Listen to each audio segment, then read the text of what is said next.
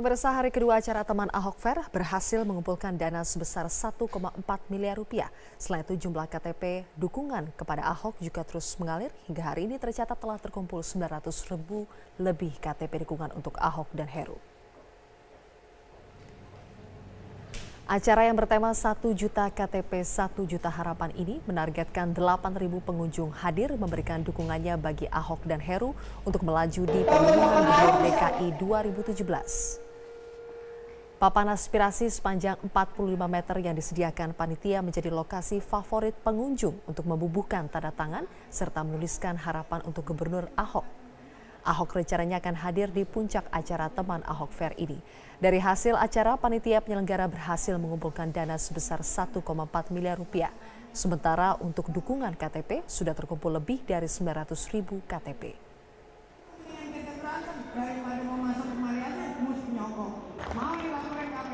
Kalau untuk Teman Ahok ini, nanti dananya targetnya 1,8 menurut Singgih, salah satu koordinatornya. Untuk diapakan nanti uangnya? Pertama, dokumen untuk proses penggandaan dalam rangka dibawa ke KPU dari tanggal 3 sampai tanggal 7 Agustus pendaftaran itu 5 kali lipat lebih mahal dari situasi normal. Ya, jadi penggandaannya saja fotokopinya, karena dibawa ke KPU DKI kan tiga kali, 3 kopi. Kemudian yang kedua, ini berarti 3 rangkap dari 1 juta berkas, fotokopi KTP, 3 juta berarti nantinya. Ya, per fotokopinya 3 juta, kemudian kompilasinya lagi per kelurahan itu juga 3 kali begitu kan. Itu saja sudah angkanya cukup signifikan. Kemudian yang kedua, digunakan untuk proses logistik dalam rangka bintek pada kawan-kawan jaringan relawan yang nanti akan membantu kawan-kawan KPU di bawah dalam proses verifikasi administrasi dan verifikasi faktual. Mereka juga kan harus punya pemahaman yang sama. Oh, begini tata caranya oleh KPU, tugas kita seperti ini, pendampingan kita seperti ini. Itu nanti di 44 kecamatan kita turun untuk membintek sekitar 50.000 relawan. Dengan terkumpulnya 900.000 lebih KTP dukungan untuk pasangan Ahok dan Heru dalam Pilkada 2017 mendatang, artinya kurang dari 100.000 KTP dukungan lagi untuk mencapai target 1 juta KTP dari tim relawan Teman Ahok. Optimiskah tim relawan Teman Ahok meraih dukungan untuk membawa pasangan Ahok dan Heru dalam Pilkada DKI 2017 mendatang? Kita bergabung dengan rekan Humaira Balkis di acara Teman Ahok Fair Jakarta. Balkis, bagaimana antusiasme warga Jakarta dalam memberikan dukungan KTP di hari kedua ini, dan apakah hasil dari Teman Ahok Fair ini menambah optimisme Teman Ahok?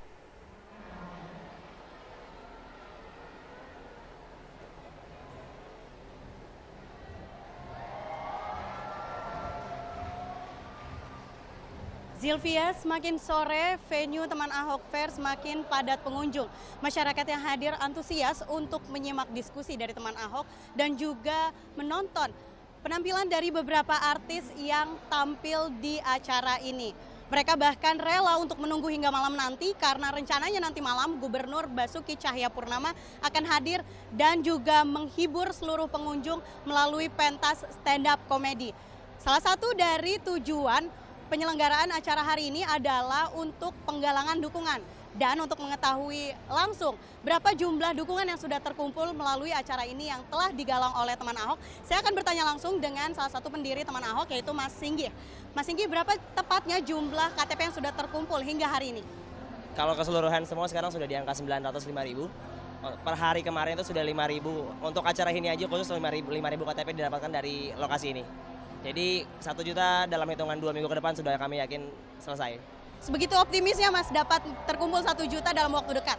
Ya, sangat yakin sekali dengan running yang luar biasa ini dan acara ini menjadi viral untuk masyarakat terus luas. Jadi kami sampai sekarang masih optimistis sekali 2 minggu ke depan kami bisa mendapatkan 1 juta bahkan lebih di akhir bulan Juni ini. Lalu Mas, masa pendaftaran kan sudah dekat dan selama masa pendaftaran akan ada masa verifikasi faktual atas seluruh KTP yang akan diserahkan ke KPU. Persiapan dari Teman Ahok sendiri gimana sejauh ini? Yang kami persiapan pertama adalah merapikan administrasi serapih mungkin, selengkap mungkin, dan yang kedua adalah melengkapi tim kami. Kami sedang menyiapkan tim terbaik kami di lapangan. Jadi orang-orang yang dulu sudah mengumpulkan KTP 1 juta ini kami berdayakan kembali untuk apa? Untuk membantu kami verifikasi faktual nanti di lapangan. Jadi kami yakin kami akan lolos nantinya. Teman Ahok yakin akan lolos verifikasi? Lalu gimana tanggapan dari teman Ahok mengenai rencana RUU Pilkada yang beberapa poinnya mencoba untuk memberatkan calon independen khususnya dari incumbent? Kalau kami berpendapat yang pertama itu menyulitkan buat kami. Itu merasakan semuanya, semua yang mendukung sekarang menanyakan jadi atau tidak seperti itu. Tapi kami yakinkan bahwa tidak jadi. Kami berharap DPR tidak jadi mengesahkan RUU untuk menambah jumlah persenan dari calon independen atau perseorangan. Ini akan menghambat bukan cuma di Jakarta saja, tapi efeknya ke seluruh Indonesia. Kami membuat ini semua adalah sebagai mengubah pola, sebenarnya mengubah pola ketika semua partai politik biasanya menyiapkan di last time, tapi kami sudah menyiapkan ini jauh-jauh hari dan orang baik tidak perlu masuk partai politik, andaikan mereka tidak bisa masuk partai politik. Calon independen, calon perseorangan masih bisa menjadi jalur terbaik. Terakhir Mas, ada seremonial khusus nggak nanti ketika Ahok datang dari teman Ahok untuk menunjukkan bahwa teman Ahok sudah berhasil sejauh ini? Kami akan mengadakan lebih besar lagi acaranya mungkin setelah Idul Fitri nanti di bulan Juli. Di bulan Juli nanti kami akan mengadakan acara yang lebih besar lagi, kami yakin seperti itu. Terima kasih Mas Singgi, sukses acaranya dan semoga dalam waktu dekat 1 juta KTP terkumpul. Terima kasih. Terima kasih. Demikian Sylvia, kemeriahan dari acara teman Ahok di hari kedua dan juga acara puncaknya. Kembali ke studio. Baik, Humaira Balkis melaporkan langsung. Gerindra mengaku tengah menjajaki koalisi dengan PDI Perjuangan untuk mengusung pasangan Cagup dan Cawagup DKI. Muncul wacana Gerindra mencalonkan Syafri Samsudin sebagai Cagup berpasangan dengan Saiful Jarod Hidayat sebagai Cawagup. Dan menurut Ketua DPP Sufmi Dasko Ahmad, pencalonan Syafri Samsudin sebagai calon gubernur DKI belum diputuskan. Penetapan Cagup DKI dari Gerindra akan diputuskan Ketua Umum Gerindra Prabowo Subianto. Dan Sufmi Dasko mengatakan Gerindra tengah menjajaki koalisi dengan PDIP untuk mengusung nama calon gubernur dan juga calon wakil gubernur. Selain PDIP, Gerindra juga intens melakukan komunikasi politik dengan partai lain. Sufmi Dasko mengaku bisa saja Syafri Samsudin menjadi calon gubernur dan wakilnya dari PDIP. Kalau dari kita 3 nama itu juga ada di partai-partai lain. Dengan PDI misalnya, ya kita juga sedang penjajakan. Toh kita mau cari menang. Nah kemenangan itu bisa nanti tergantung Pak Prabowo. Apakah tetap kita posisinya minta nomor 1 atau bisa juga nomor 2 kan, yang penting kita menang gitu. Sementara itu pemirsa, warga korban banjir bandang di Subang, Jawa Barat akan direlokasi pemerintah Kabupaten Subang. Relokasi korban masih menunggu kajian tim geologi dan kesepakatan dengan para korban. 32 hektar lahan disiapkan pihak desa dan pemerintah Kabupaten Subang untuk memindahkan pemukiman warga Kampung Cihedeng, Desa Sukakerti, Kecamatan Cisalak, Subang yang menjadi korban banjir bandang. Korban banjir sementara menempati lokasi pengungsian di bangunan gedung olahraga. Untuk memastikan keamanan dan kelayakan lokasi pemukiman baru, Pemkab Subang masih menunggu hasil kajian dari tim geologi. Selain itu, pemerintah juga masih menunggu kesepakatan dengan para korban yang nantinya akan menempati pemukiman baru.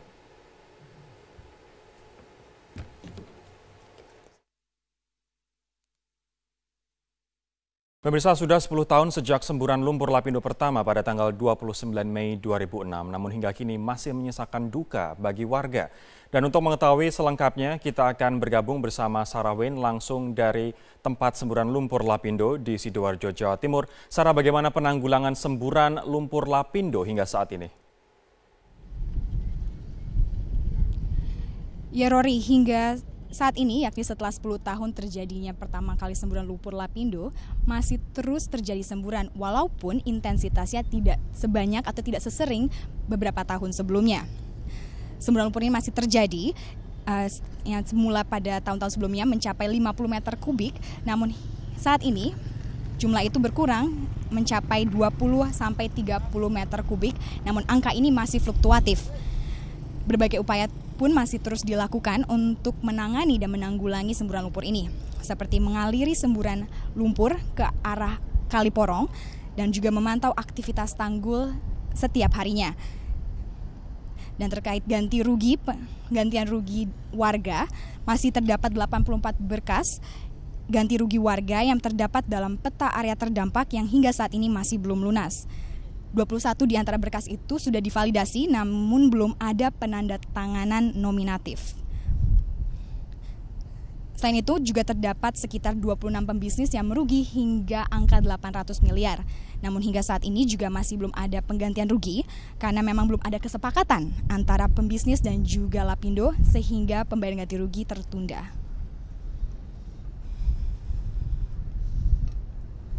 Ya Rory? Kalau masalah ganti rugi belum beres, Sarah, bagaimana dengan warga yang memperingati 10 tahun semburan lumpur ini? Rory, warga memperingati 10 tahun semburan lumpur Lapindo ini dengan melakukan aksi sejak kemarin. Mereka melakukan aksi seperti mengadakan diskusi, mengadakan sholat istighosoh dan juga melaksanakan orasi di sekitar lokasi semburan lumpur Lapindo. Dalam orasinya ini mereka juga menuntut sejumlah hal, diantaranya menolak rencana pembangunan sumur baru oleh Lapindo.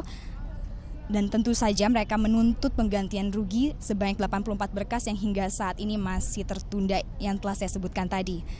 Dan akibatnya dari semburan ini sebanyak 12 desa di 3 kecamatan di Sidoarjo ini terendam lumpur, yakni di Kecamatan Porong, Kecamatan Tanggul Angin dan juga Kecamatan Jabong. Dengan merendam 11.241 bangunan, 362 hektar sawah dan puluhan pabrik dan juga gudang milik pembisnis. Dan ini berdampak pada 10.641 kepala keluarga yang terdiri dari 39.700 jiwa.